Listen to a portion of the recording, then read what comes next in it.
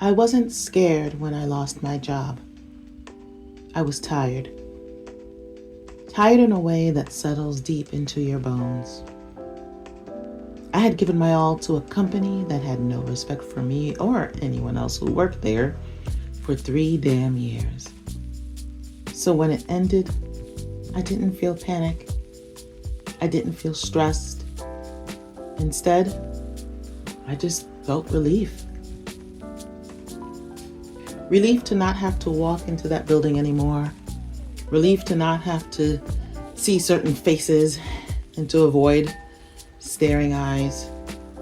Relief to not have to shrink myself to make it through the day. Relief to just breathe again.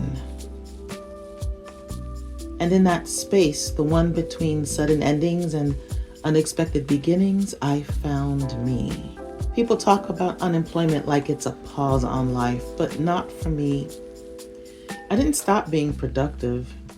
I just stopped pouring everything into a place that drained me. Instead, I've poured into myself. I've done things that made me feel like me again, things that have filled my cup instead of emptying it. Slow mornings, long walks in the fall winds, crafting, creating content, and just breathing. I've remembered what it feels like to live a life centered on my purpose, not survival. Truth be told, being unemployed hasn't been hard for me. I know that's kind of crazy to say in this economy and political climate, but fortunately, it's true. The hardest part is knowing this me time, well, it has an expiration date.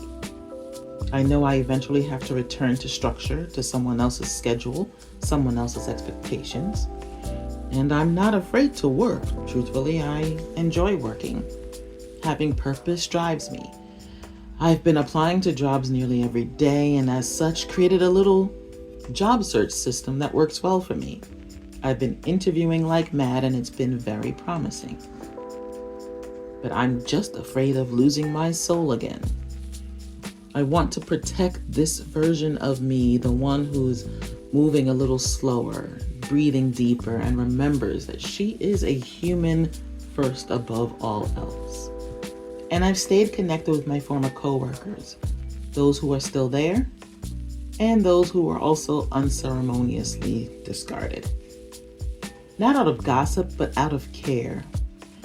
We all survived something together. And hearing what they're still going through, how the environment has gotten worse there, how the disrespect grew louder, just reminded me of something important. That company will never change. But I did. Because once you know peace, you cannot pretend chaos is normal anymore. That experience taught me exactly what I will not recreate in my life. I refuse to speak to people the way I was spoken to. I refuse to glorify abuse and call it dedication. I refuse to make people feel disposable. From now on, in every space I lead or contribute to, people will know they matter. They will feel respected. They will feel valued. Because I know what it feels like to give everything and still be unseen. And I will never be the reason someone feels that way. When you are unemployed, there's no routine to hide in, and you can meet yourself again. I get to choose how I spend my days. I get to trust in the decisions I make. And somewhere in that quiet, I have learned that myself is pretty truly dope. During unemployment, I haven't relied on drinking. I haven't done any drugs. I don't even smoke. I did, however, spend money, but not to escape. I spent it to root myself. During this time, I made my home warm and soft enough to hold me through winter, full of candles and thick blankets and new art. They are my self-care. Thinking about going into my next role, I will not be coming in small. I will expect respect.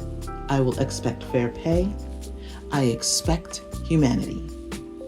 I will speak up for my needs. I will require benefits that allow a real life, I will choose environments that don't demand I disappear to succeed. And if a company ever treats me beneath those standards, I will simply leave. Because I know my worth now and I know what I am capable of. I am no one's corporate punching bag and I am prioritizing myself.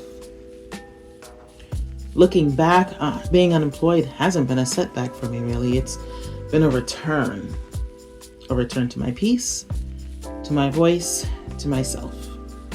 I haven't fallen apart. In fact, I am rebuilding. Quietly, intentionally, slowly, and with purpose.